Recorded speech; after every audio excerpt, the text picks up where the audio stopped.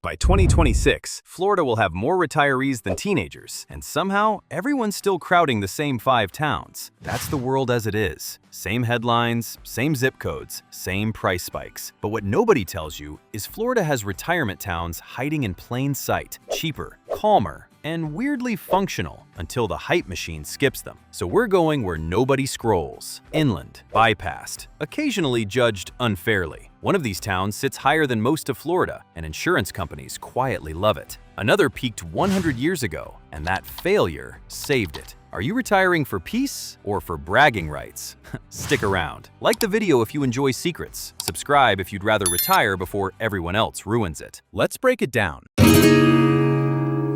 Number 10. Wauchula, Florida's town you didn't know existed. And that's exactly the point. Did you know this town has fewer than 6,500 people, but spans nearly 6 square miles? Most folks drive through on Highway 17, thinking it's just another stop on the way to Lakeland or Tampa. It's quiet, it's flat, and it's about as Florida as a grapefruit, minus the crowds. But then the data gets interesting.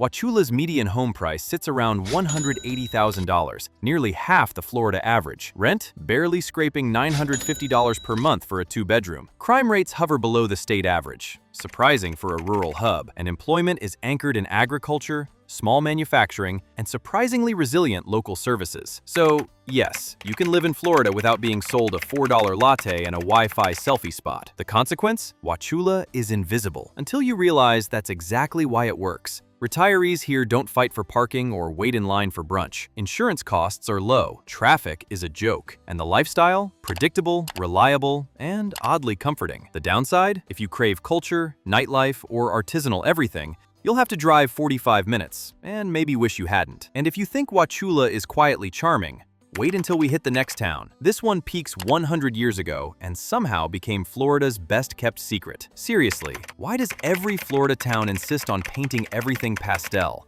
Wauchula keeps its honesty. Dusty streets, old brick, a Walmart, and no one pretending it's Miami Beach. Thank God. Stick around, because the next spot makes Wauchula look like a starter pack for amateurs.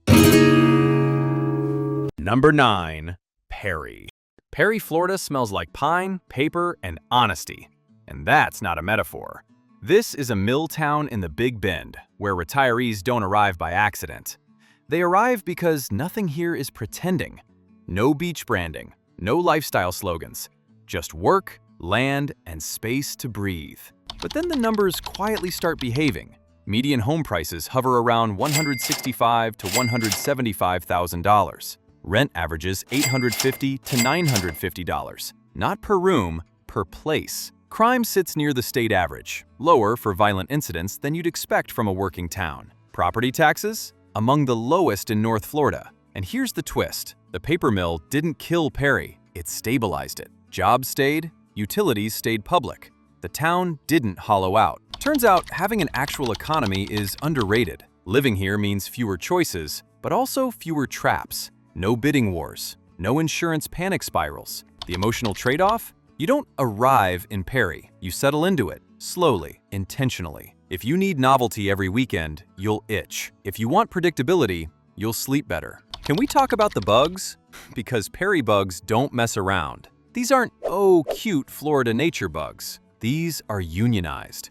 They show up on time, work in teams, and ignore bug spray like it's a suggestion. But weirdly, you adapt. Screens go up, fans go on, nature wins, you move on. Be honest, would you trade nightlife for low stress? Yes or absolutely not? And if you think Perry is grounded, the next town didn't just avoid hype, it dodged an entire century of it. Number 8. Avon Park. Avon Park sits higher than almost every town in Florida, physically, not emotionally. This place doesn't feel coastal, it feels settled. Old Florida. Ridgeland, brick buildings that look like they expect to still be here in 50 years. People hear inland and assume boring. That's the reputation. Flat vibe, slow pulse, nothing flashy. But then the math interrupts the narrative. Avon Park sits around 130 feet above sea level, which in Florida is basically a penthouse. Flood risk is dramatically lower than coastal towns. Insurance premiums reflect that. Median home prices hover near $190,000. Still below the state average. Rents sit around $1,000 to $1,100. Crime trends slightly below Florida's urban average. And here's the sneaky part. Healthcare access per capita is better than nearby resort-heavy counties because this town never outsourced itself to tourists. Turns out elevation beats vibes when the storms show up. Living here feels boring until boring starts saving you money. Fewer evacuations, fewer insurance surprises, less stress watching weather apps like it's a thriller series. The trade-off? Nightlife is a memory, but stability? That's the feature, not the bug. One stat. Avon Park has been continuously settled since the 1800s. That's not nostalgia, that's proof of concept. Let's talk about Avon Park's obsession with pickup trucks. Not using them, owning them. Every driveway has one. Some haven't hauled anything heavier than groceries since 2009, but they stay spotless, waxed, parked proudly. It's less transportation, more identity. Honestly, respect. Remember when we talked about Perry having an actual economy? Same energy here, just with elevation. Avon Park doesn't sell retirement. It offers insulation from storms, speculation, and stress. You don't retire to Avon Park, you retreat into it. And if you think elevation is the quiet cheat code, the next town uses water to do something even smarter.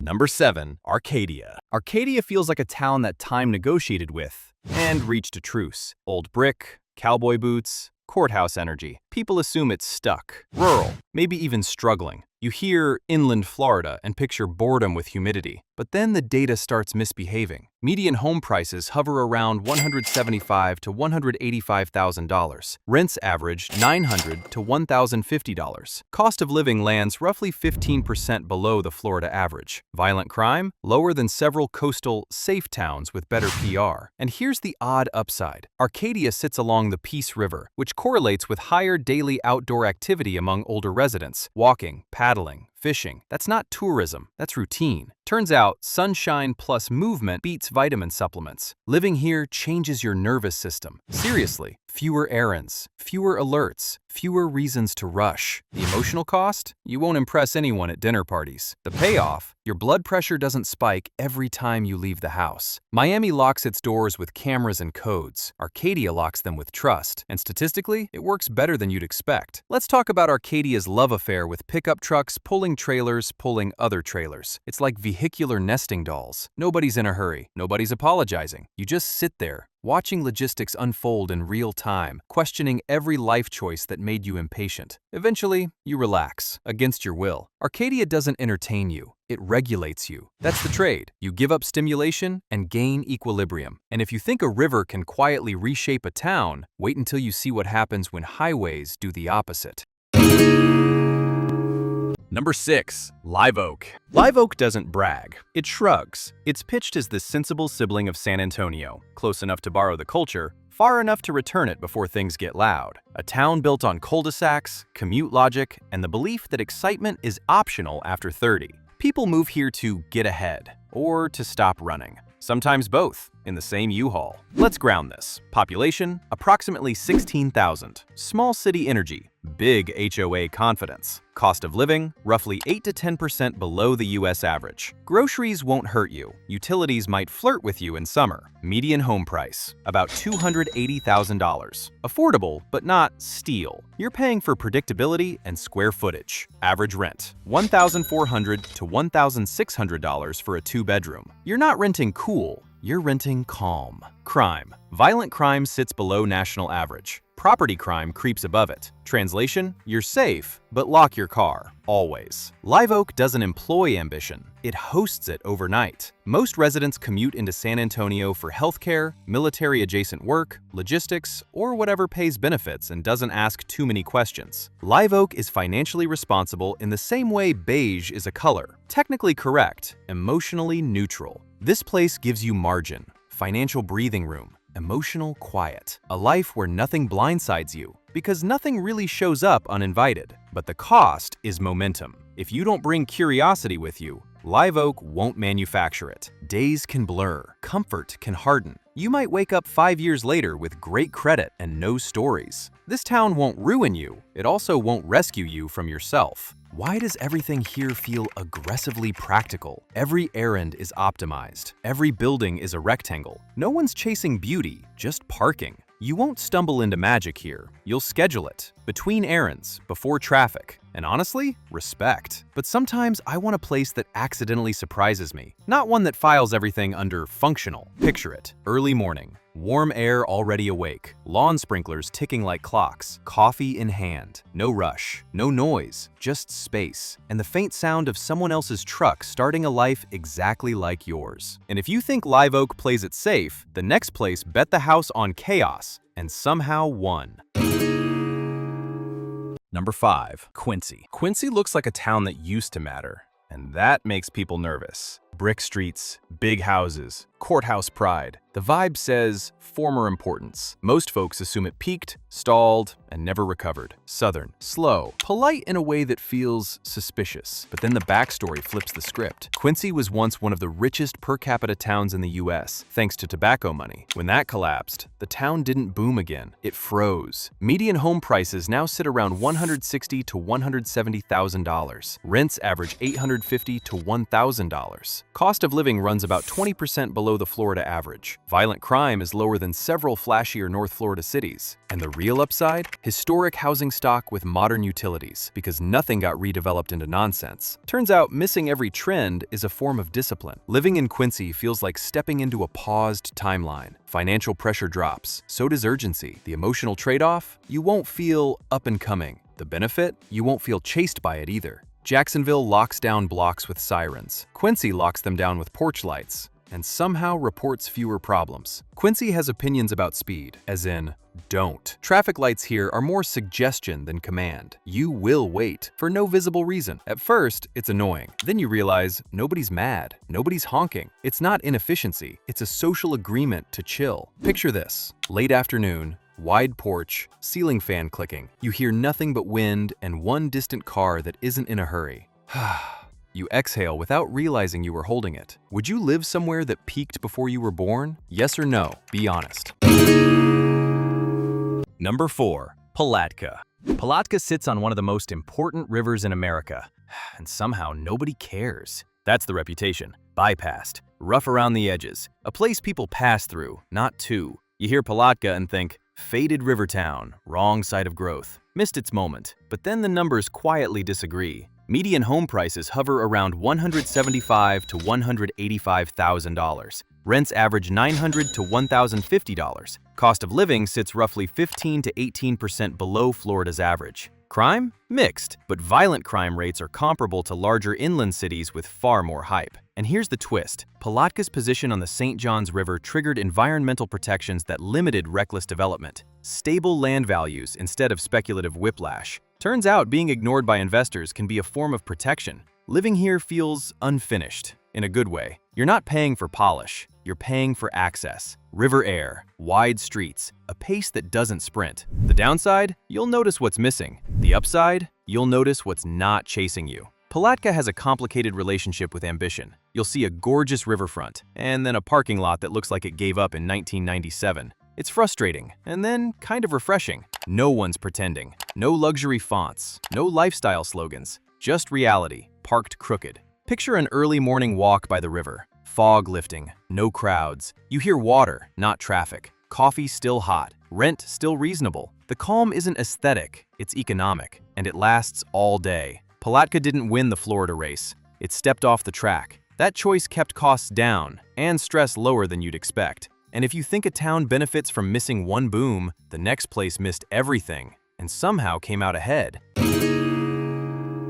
Number 3. Chipley. Chipley doesn't look strategic. That's how it stays strategic. Small panhandle town. Inland. Unbothered. People hear the name and assume middle of nowhere. Nothing flashy, nothing coastal. Which, in Florida, usually means overlooked on purpose. But then the geography starts doing the work. Chipley sits far enough inland to dodge storm surge panic, but close enough to the coast to access it without living inside it. Median home prices land around $180,000 to $190,000. Rent averages $950 to $1,100. Cost of living runs roughly 15% below the Florida average. Violent crime rates stay lower than several tourist-heavy panhandle cities that spend more time managing visitors than residents. And insurance? Calmer. Less volatility. fewer surprise letters that ruin your week. Turns out, distance is cheaper than denial. Living here feels like opting out of drama before it starts. You don't get ocean views, but you also don't get evacuation roulette. Financially, that matters. Emotionally, it matters more. The trade-off? You'll drive for excitement. The benefit? You won't live inside it. Chipley drivers have one speed: thoughtful. Not slow, thoughtful. Like they're considering every turn spiritually. You'll sit behind someone signaling for a full half mile, wondering if they're turning or just emotionally preparing. It's annoying until you realize no one's stressed, including you, eventually. Chipley doesn't sell safety, it positions for it. Geography as strategy, calm as a cost-saving feature. And if you think Chipley figured out how to arbitrage fear, the next town figured out how to turn absence into advantage.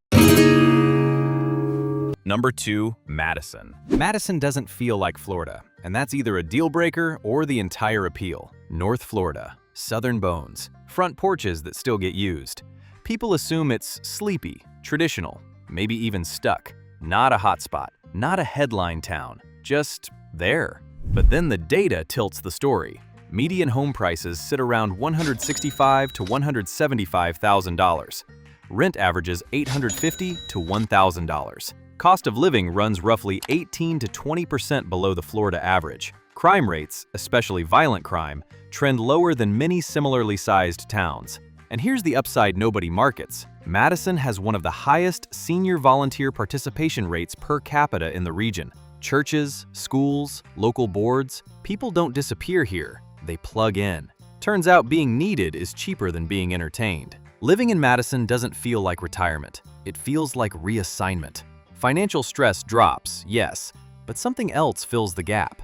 Responsibility, routine, recognition. The trade-off? You won't be anonymous. The reward? You won't feel irrelevant. Madison County has fewer stoplights than some Florida intersections. That's not underdevelopment. That's intentional breathing room. Madison has opinions about manners. You'll get waved at, talked to, asked how your day's going, by people who actually wait for the answer.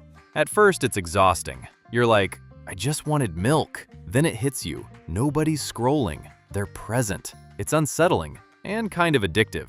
Remember when we said boring saves money? Madison took that personally and added meaning. Madison doesn't sell amenities. It offers belonging. And that quietly changes how retirement feels. Less like an ending, more like a second job you actually like. And if you think a town can make retirement feel useful, wait until you see the one place that stayed whole by refusing to chase anything.